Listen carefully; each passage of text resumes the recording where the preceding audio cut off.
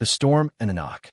The rain was a relentless drummer against the bakery windows, each pane a blurred canvas of gray.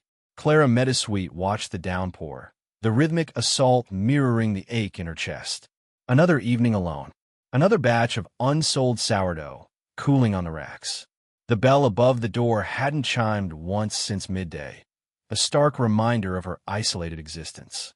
She stirred the remains of her chamomile tea, the fragrant steam doing little to warm the chill that had settled deep in her bones. The wind howled, rattling the old building, each gust a whispered lament. She glanced at the clock above the counter. 7 o'clock. Closing time. Not that it mattered. No one was coming. She often wondered if she'd become invisible. A ghost haunting her own bakery, kneading dough for customers who never arrived, frosting cakes for celebrations that never happened. Sometimes, late at night, surrounded by the comforting aroma of yeast and sugar, she allowed herself to dream of a different life. A life filled with laughter, companionship, and perhaps even love. But then the morning would come, and the bakery would remain stubbornly empty, and the dream would fade like a forgotten frosting flower. A particularly vicious gust of wind slammed against the door, making her jump. She told herself it was just the storm, the old building creaking under the strain. She started stacking the day's pastries into a metal bin, planning to donate them to the shelter in the morning. Then, a sound cut through the storm's fury. A desperate, almost frantic knocking. Clara froze, her heart hammering against her ribs. Who would be out in this weather? And knocking so urgently? Hesitation warred with a flicker of concern. Maybe someone was in trouble. She told herself it was probably just kids playing a prank, but the insistent knocking continued, a plea that couldn't be ignored. She wiped her hands on her apron and cautiously approached the door, peering through the small, rain-streaked window. A figure huddled on the porch, barely visible in the gloom. A man. He seemed to be holding something or someone. Her hand trembled as she unlocked the door, the metal cold against her skin. She pulled it open a crack, the wind tearing at it, and saw him. He was slumped against the doorframe, soaked to the bone, his face pale and drawn. He clutched a bundle wrapped in a thin, threadbare blanket. His eyes, wide with desperation, met hers. "Please," he croaked, his voice barely audible above the storm. "Help. My baby." Then his legs buckled, and he collapsed forward, falling into the doorway, the bundle slipping from his grasp. Clara reacted instinctively, catching the bundle before it hit the floor. "Hey, sir, are you okay?" she shouted over the rising storm. He was unresponsive. She quickly knelt beside him, feeling for a pulse. Faint but there. She looked down at the bundle in her arms. A baby, a tiny, fragile baby. Clara gently unwrapped the blanket, revealing a face so small, so pale, it stole her breath away. The baby's lips were tinged with blue, and her breathing was shallow and rapid. "Oh, God," Clara whispered, her heart clenching with fear. This was bad, very bad. Ignoring the man slumped at her feet, she scooped the baby into her arms, cradling her close. "Hold on, little one," she murmured, her voice trembling. "I'm going to help you." She kicked the door shut with her heel, shutting out the storm, and raced behind the counter. Her movements were a blur as she grabbed a clean towel and swaddled the baby tighter. She knew she had to get her warm and fast. She glanced back at the man, still unconscious on the floor. She couldn't leave him there, not in this weather. But the baby needed her attention. Now, with a surge of adrenaline, she dragged the man further inside, out of the doorway, and propped him against a stack of flour sacks. He was thin, too thin, his clothes clinging to his frame like a second skin. Then, she turned her full attention to the infant. She felt the baby's forehead, cold and clammy. She needed warmth, and quickly. She thought of the oven. Clara grabbed an electric space heater from the back room, normally used to keep the pipes from freezing in the winter, and placed it near the baby, being careful not to get it too close. She wrapped her in another blanket and started gently rubbing her tiny hands and feet, willing her to respond. "Come on, little one," she pleaded, her voice thick with emotion. "Fight. Please fight." Minutes stretched into an eternity. The rain continued to batter the bakery, the wind howling like a banshee. Clara knelt on the floor, her eyes fixed on the baby's face, her heart pounding with a mixture of fear and determination. She had to do something. Anything. Finally, a faint whimper escaped the baby's lips. Her tiny chest rose and fell a little more steadily. A wave of relief washed over Clara, so intense it almost brought her to her knees. "That's it," she whispered, stroking the baby's cheek. "That's it, Lily. You're going to be okay." Lily. The name echoed in Clara's mind, a fragile bloom in the midst of the storm. A baker's touch. The oven's heat, usually a balm, now felt essential. Clara settled Lily deeper into her makeshift bed, a breadbasket lined with flour-dusted cloths. The infant slumbered soundly, her miniature chest expanding and contracting with a slow, rhythmic pulse. Watching her, Clara felt a surge of protective instinct, a primal wave that surprised even her.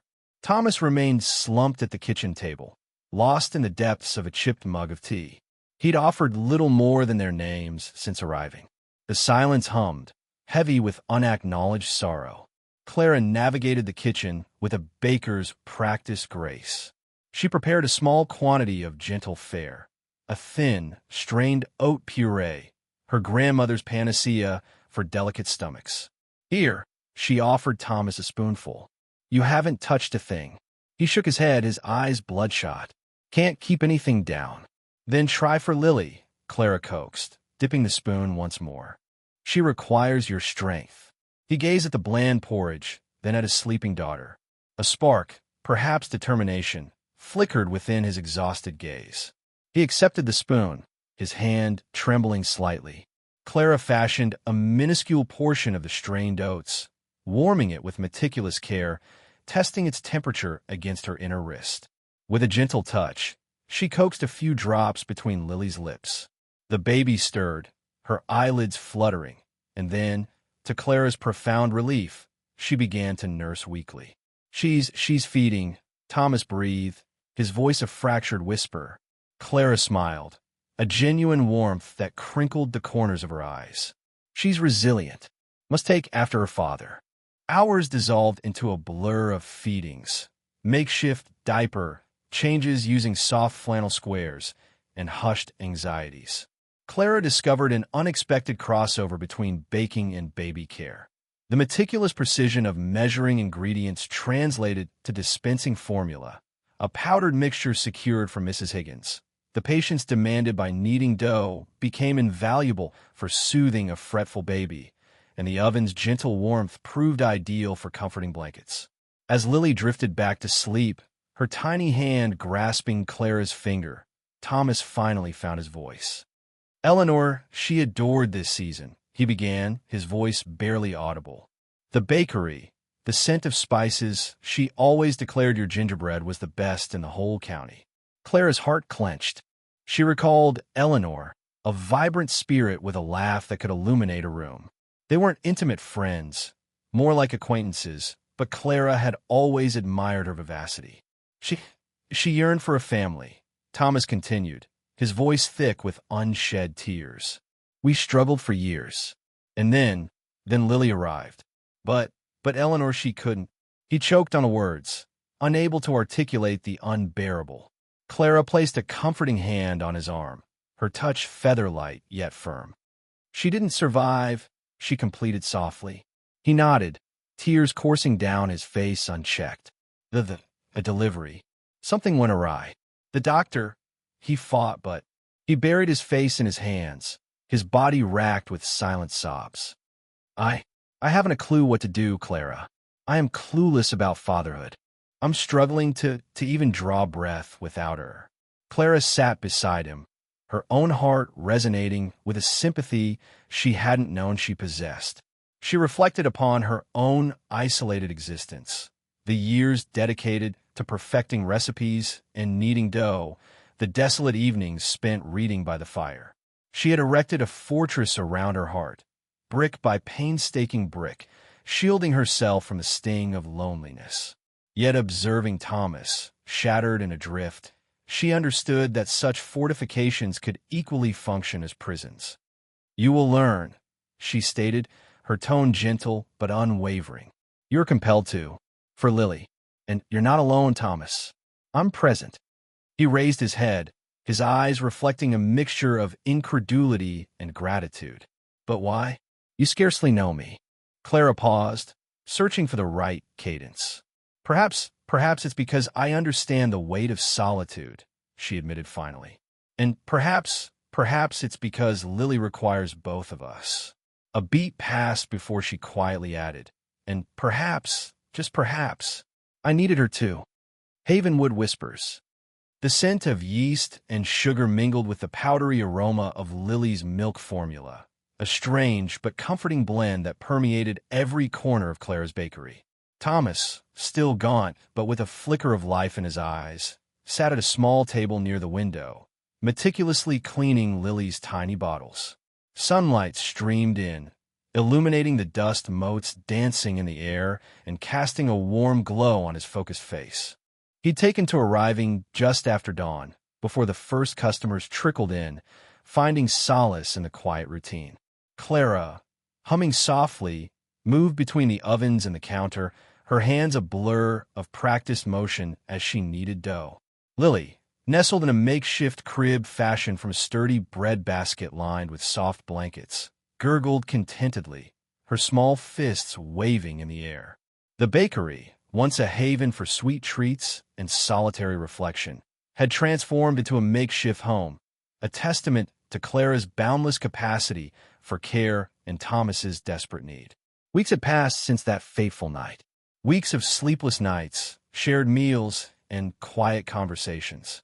Thomas was learning to decipher Lily's cries, to swaddle her just right, to soothe her with a gentle rocking motion.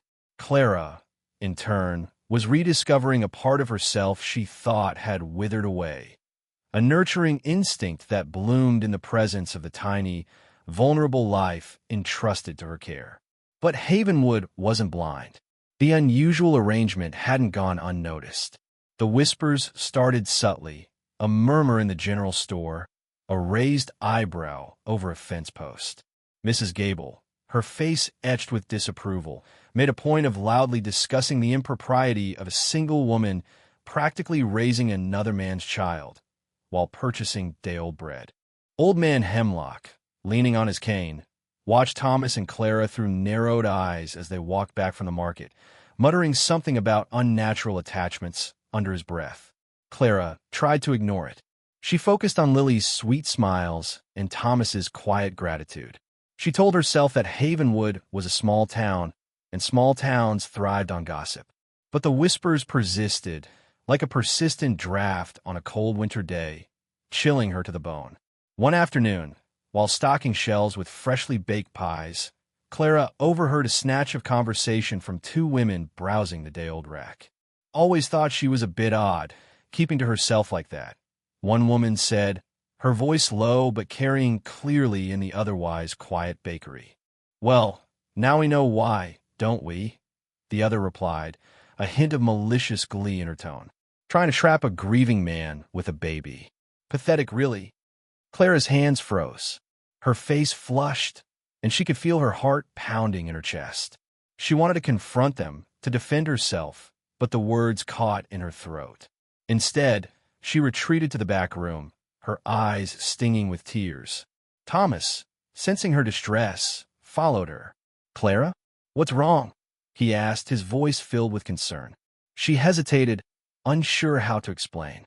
It's nothing," she mumbled, avoiding his gaze. He gently took her hand, his touch warm and reassuring. "It doesn't feel like nothing," he said softly. "Tell me." Clara finally broke down, the words tumbling out in a rush of emotion. "They're talking, Thomas. The town. They think I'm trying to take advantage of you." Thomas's face hardened. "That's ridiculous," he said, his voice laced with anger. "They don't know you. They don't know what you've done for us." "But they see us," Clara said, her voice barely a whisper. "They see you here every day. They see me taking care of Lily. They think it's strange." He pulled her into a hug, holding her close. "Let them think what they want," he said, his voice rough with emotion. I know the truth. Lily knows the truth.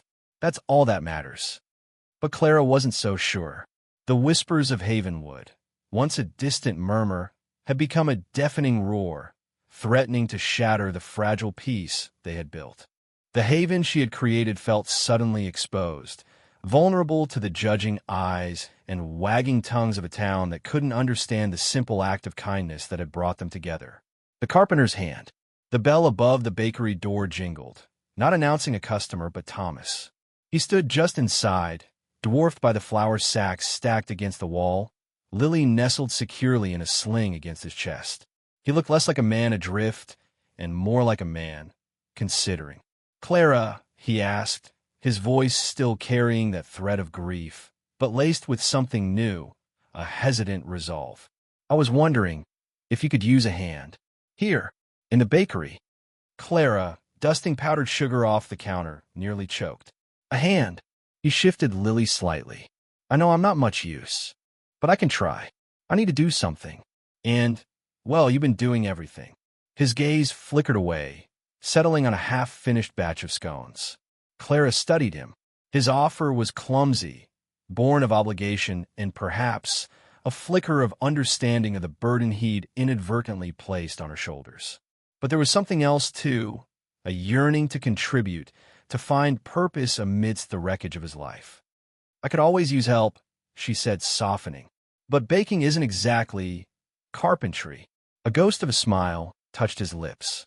I'm a quick learner, and I can probably manage washing dishes. Or sweeping. So it began. Thomas, the master carpenter, awkwardly wielding a mixing bowl. His first attempts at kneading dough resembled wrestling an unruly beast, flour erupting in clouds with each hesitant punch. Clara, initially amused, found herself guiding his hands, showing him the gentle pressure, the rhythm needed to coax the gluten into submission. Like this, she demonstrated, her fingers lightly overlapping his larger ones. Feel how it changes? How it becomes alive? He nodded, concentrating, his brow furrowed in concentration. Lily, lulled by the warmth of his body and the rhythmic movements, slept soundly against his chest. Clara found herself drawn to the sight, the rough strength of his hands now engaged in the delicate art of bread-making, the quiet competence with which he followed her instructions. The first few days were a symphony of minor disasters. Burnt cookies, overflowing batter, and a near-catastrophic incident involving a misplaced bag of salt.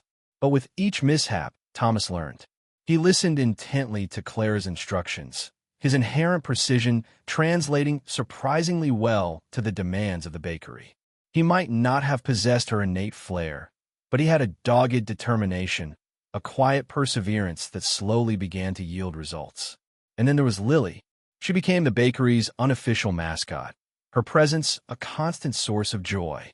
Clara would prop her up in a small basket near the window, where she could watch the world go by. Thomas, between kneading and stirring, would steal glances at her, his face softening as he watched her tiny fists clench and unclench, her mouth forming silent words. One afternoon, as Thomas was carefully arranging apple tarts on a cooling rack, Lily woke up, her face scrunching up in a silent cry. Thomas froze, his movements suddenly uncertain.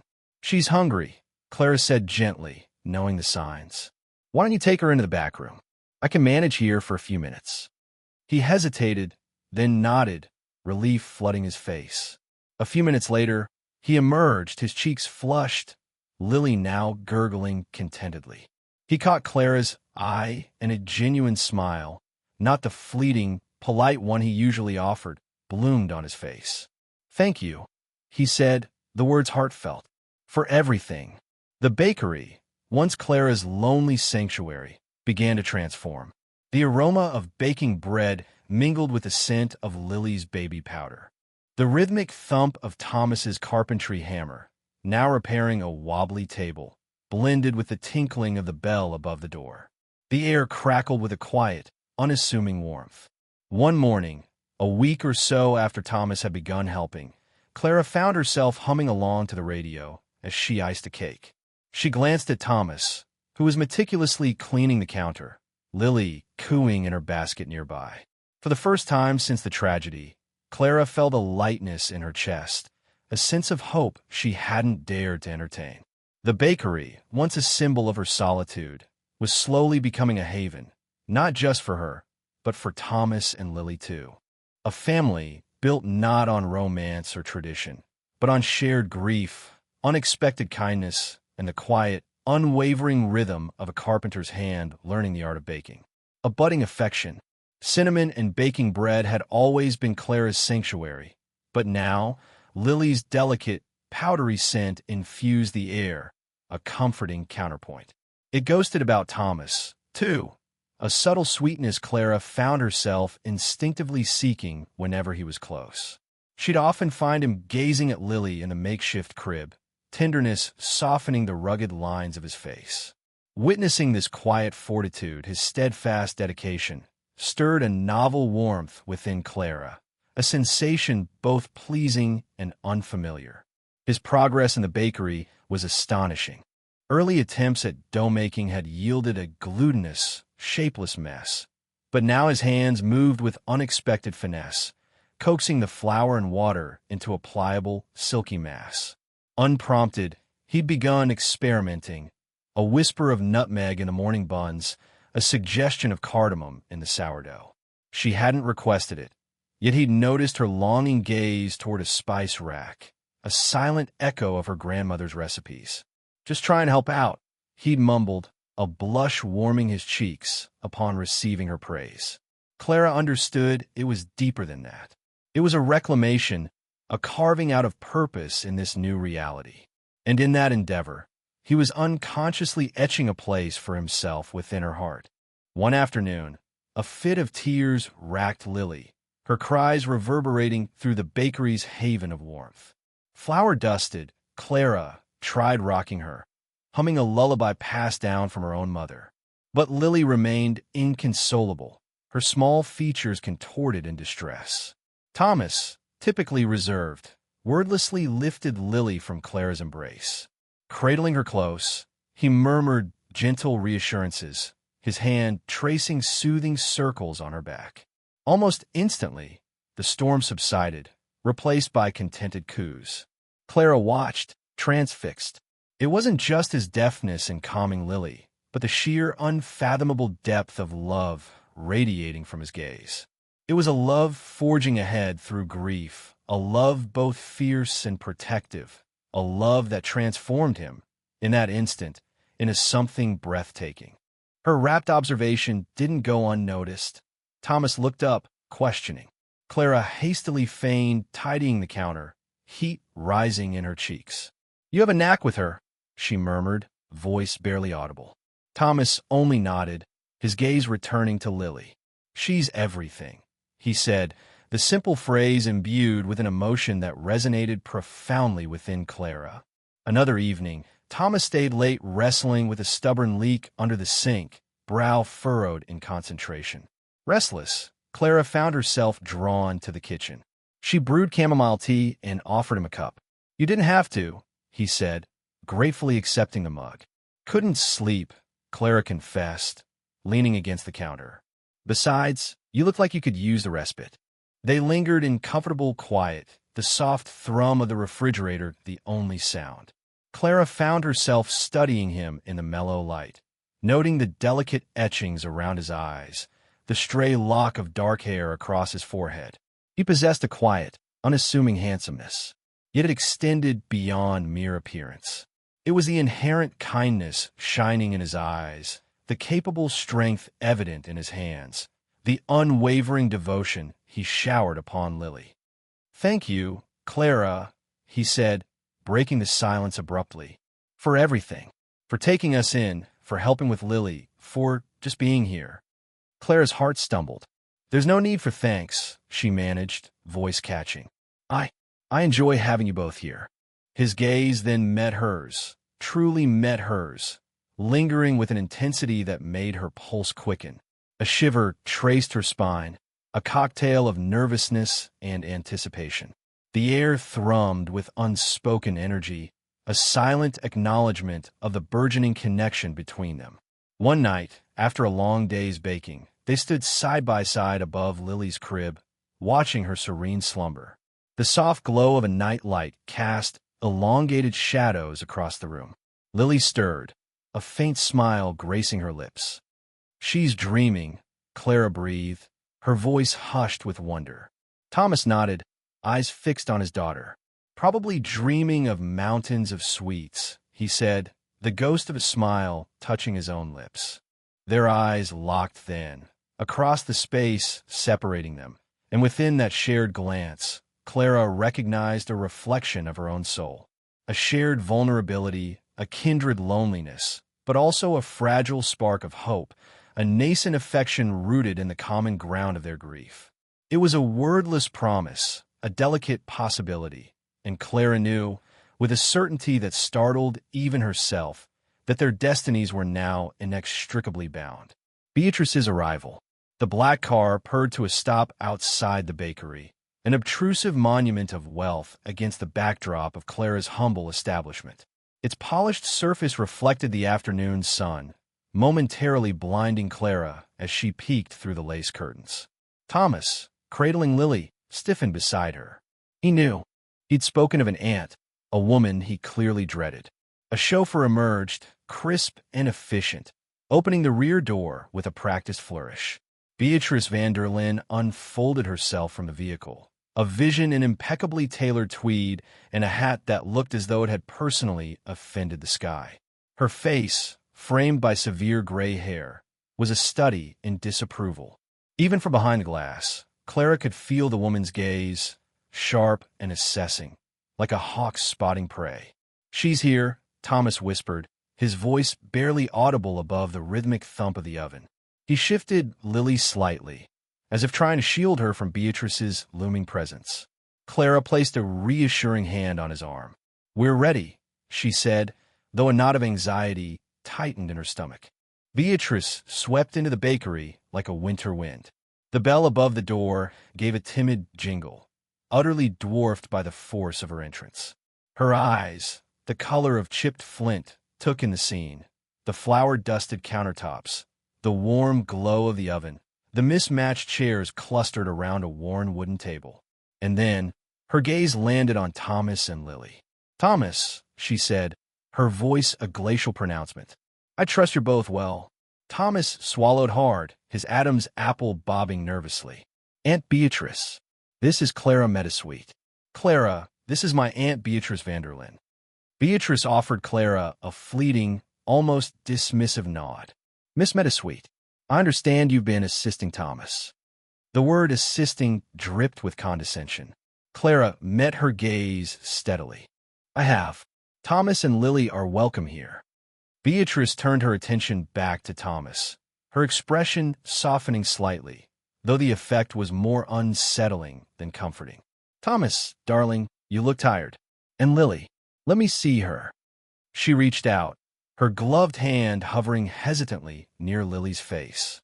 Thomas flinched, but allowed Beatrice to peer into the pram. Lily, oblivious to the tension in the room, gurgled happily and reached for Beatrice's gloved finger. Beatrice recoiled slightly, a flicker of distaste crossing her face. "She's small," Beatrice observed, her tone implying a defect rather than an observation. "And you, Thomas, are you truly managing? This bakery, this is hardly a suitable environment for raising a child." "We're doing fine, Aunt Beatrice," Thomas said, his voice gaining a measure of strength. "Clara has been a tremendous help. We're making it work." "Making it work?" Beatrice's eyebrows shot up. "Thomas, be realistic. You're grieving, you're overwhelmed, and you're attempting to run a bakery with no prior experience. And now this woman has become your caretaker. I am sorry, Miss Meadowsweet, but it's clear that this is no suitable life for Lily." Clara bristled, her hands clenching into fists. "Thomas is a wonderful father," she retorted, her voice sharper than she intended. "And this is a perfectly good home." Beatrice ignored Clara, fixing her gaze on Thomas once more. "Thomas, I came here to offer you assistance. Real assistance. I want to take Lily back to Boston. I have a nanny, a large house, and every resource imaginable to ensure she has the best possible start in life. You can visit, of course, whenever you wish. But it's clear, my dear boy, that you're simply not equipped to handle this alone. The color drained from Thomas's face. He clutched Lily tighter, his knuckles white. "No," he said, his voice barely a whisper. "I won't let you take her." Beatrice sighed, a sound of theatrical exasperation. "Thomas, be reasonable. I'm not suggesting this is permanent. Just until you're back on your feet. Until you're stable." "I am stable," Thomas insisted, his voice trembling. "I'm her father. I can take care of her." "Can you, Thomas? Really? Look at you. You're a shadow of your former self. And what about the bakery? You cannot expect to raise a child properly while running a business, or rather, letting a woman run a business." Beatrice paused, her eyes narrowing. "I intend to seek legal counsel regarding Lily's custody. I believe a court will see things my way. It would be so much easier, Thomas, if you simply agreed." The silence that followed was thick and heavy, punctuated only by the soft cooing of the baby in Thomas's arms, blissfully unaware of the battle raging around her. Clara stared at Beatrice, her heart pounding with a mixture of anger and fear. This woman, with her wealth and her power, was threatening to tear their fragile little family apart, defending Lily's home. "He loves her," the cry escaped Clara, fracturing the quiet of the bakery. A scorched aroma, the byproduct of abandoned scones, clung to the air. Beatrice van der Linde, stiff-backed in her tailored suit, responded with a glacial lift of one brow. "Affection is insufficient, Miss Meadowsweet. Lily demands stability, a secure future, opportunities beyond the reach of a baker scraping by." Clara advanced, feeling the cool linoleum underfoot. "He's evolving, learning daily. He's a devoted father.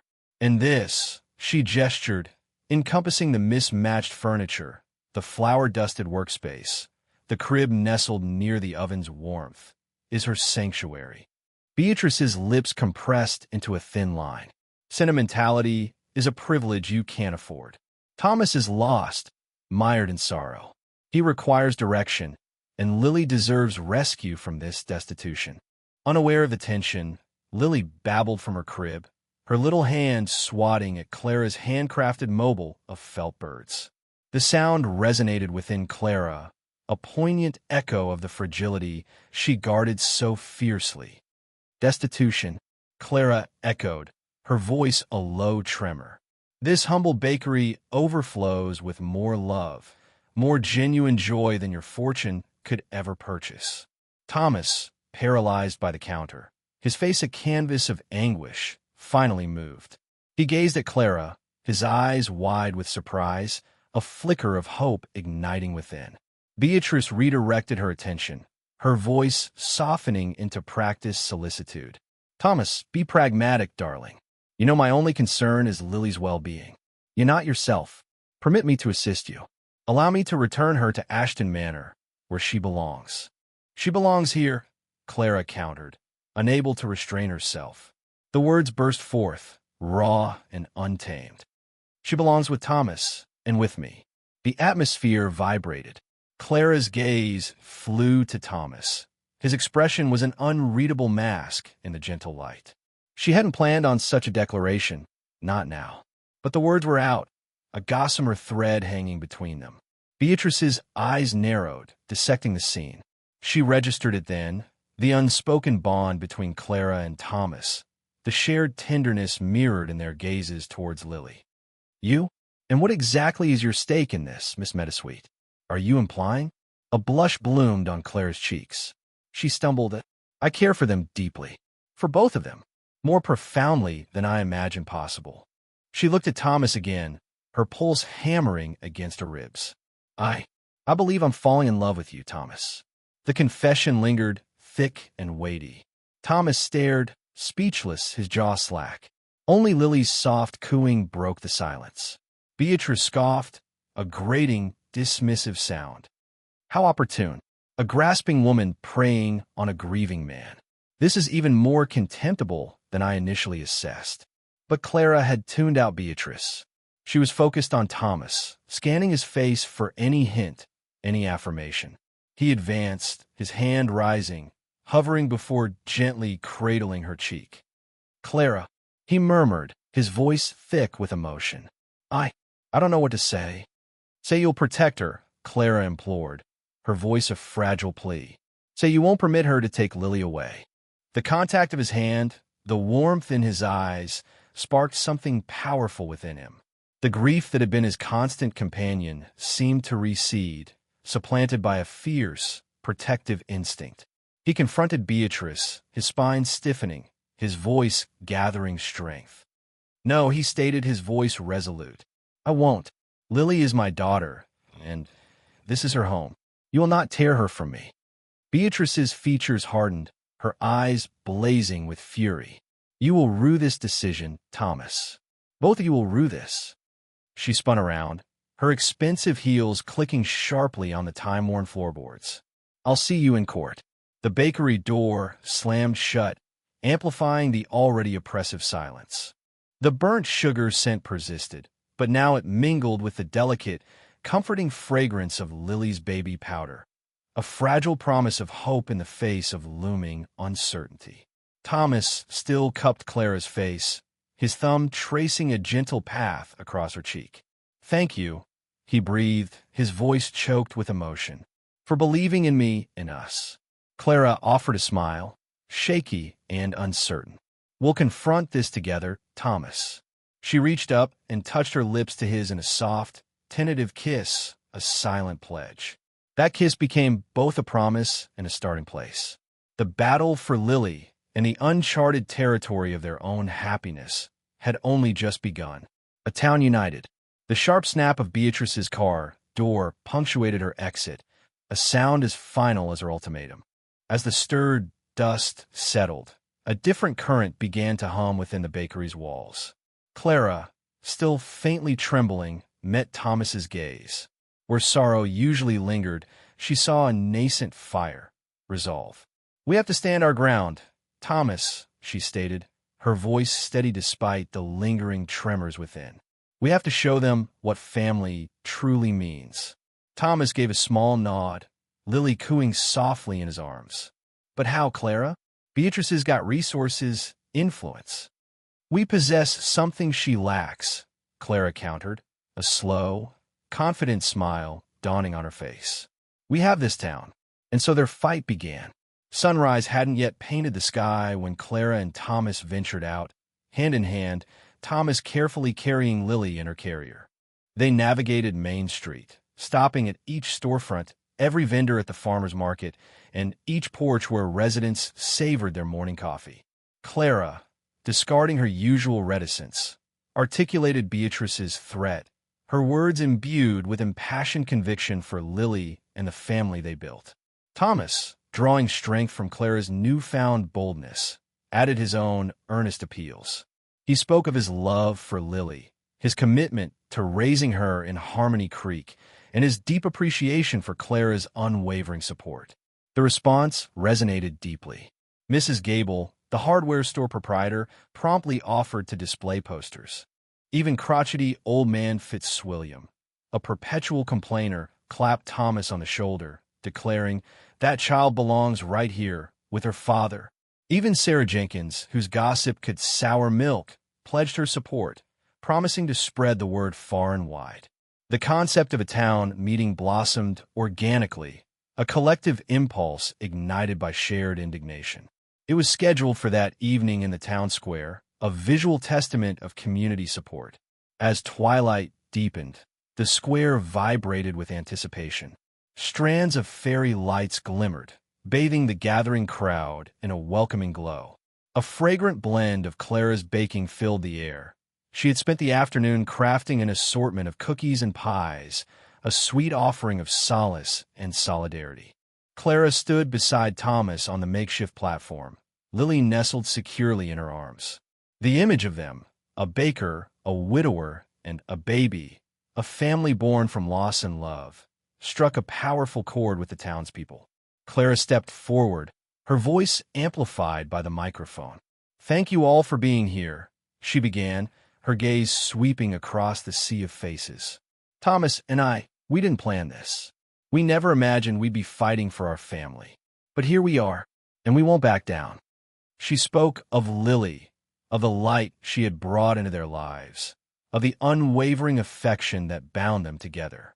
She spoke of Thomas's devotion as a father, his quiet fortitude, and the tender way he looked at Lily. Then she shared her own story, her initial feelings of isolation, the unexpected connection forged with Thomas and Lily, and the realization that she'd found a haven, a family, within the familiar walls of her bakery.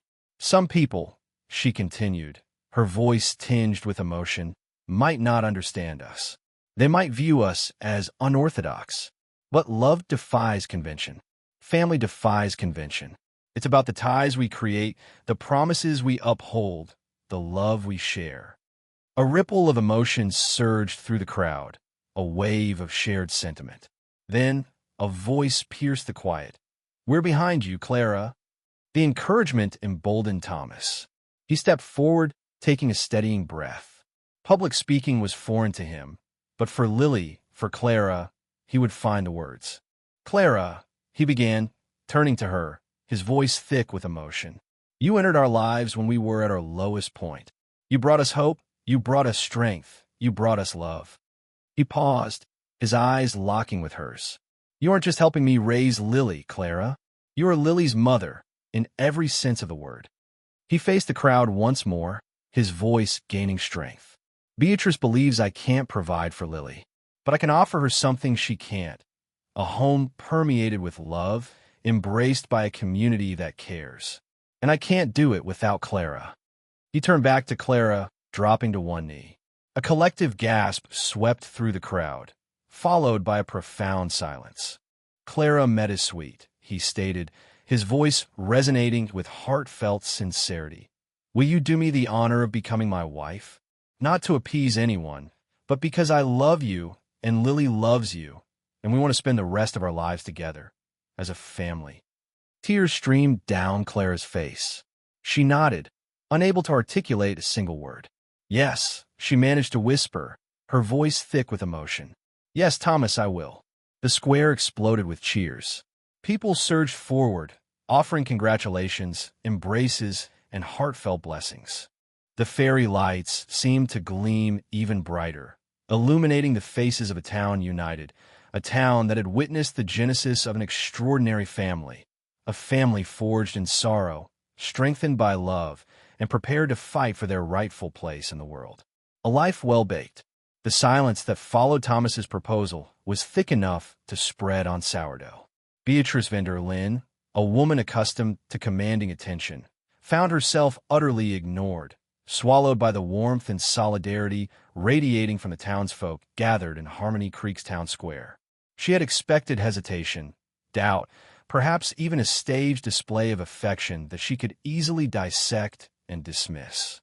Instead, she was met with a tidal wave of genuine emotion, a palpable sense of belonging that she, with all her money and influence, couldn't even begin to comprehend. Clara, her face flushed with happiness, squeezed Thomas's hand. Lily, nestled in Clara's other arm, gurgled contentedly, reaching out a tiny hand to pat Clara's cheek. It was a tableau of pure, unadulterated love, and it struck Beatrice with an unexpected force. This wasn't about money or appearances. It was about something far deeper, something she had never known. Beatrice looked around at the faces in the crowd.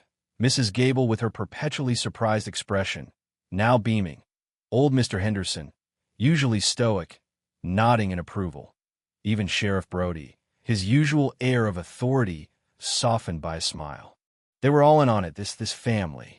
She had come to Harmony Creek armed with legal documents and a sense of righteous indignation, ready to tear this makeshift family apart. But looking at them now, bathed in the soft afternoon light, she felt a different kind of tearing, a slow, painful unraveling of her own carefully constructed world. "Very well," she said, her voice tight. "I concede." A collective gasp rippled through the crowd, followed by a relieved murmur. Beatrice straightened her shoulders, her gaze lingering on Lily for a moment. "I still believe that child deserves the best, but it's clear she already has it. With you." She couldn't bring herself to offer congratulations, but the acknowledgement was there, grudging and hard-won. Without another word, she turned and walked towards her waiting car, the clicking of her heels the only sound in the suddenly hushed square. The wedding was small, held in Clara's bakery, the scent of vanilla and cinnamon mingling with the fragrance of wildflowers. Lily, in a tiny white dress, was carried down the aisle by Thomas's best friend, her bright eyes darting around in fascination. Clara, radiant in a simple lace gown, walked arm in arm with her own mother, her heart overflowing with joy. Thomas stood at the end of the aisle, his eyes shining with a love that mirrored her own. As she reached him, he took her hand, his touch sending a familiar shiver down her spine. The ceremony was short and sweet, filled with heartfelt vows and shared tears. When the time came for the rings, Thomas slipped a simple gold band onto Clara's finger, a symbol of their unbreakable bond. And as they exchanged their first kiss as husband and wife, the bakery erupted in cheers, a testament to the love and support that surrounded them. Years passed, filled with laughter, tears, and the everyday chaos of family life. Lily blossomed into a bright, curious girl, her love for baking rivaling even Clara's. Thomas, once withdrawn and uncertain, became a confident and devoted father, his love for his wife and daughter the anchor of his existence. One crisp autumn afternoon, the bakery was bustling with activity.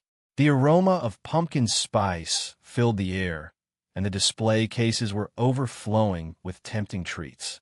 Clara stood behind the counter, her hair streaked with flour, a warm smile gracing her lips.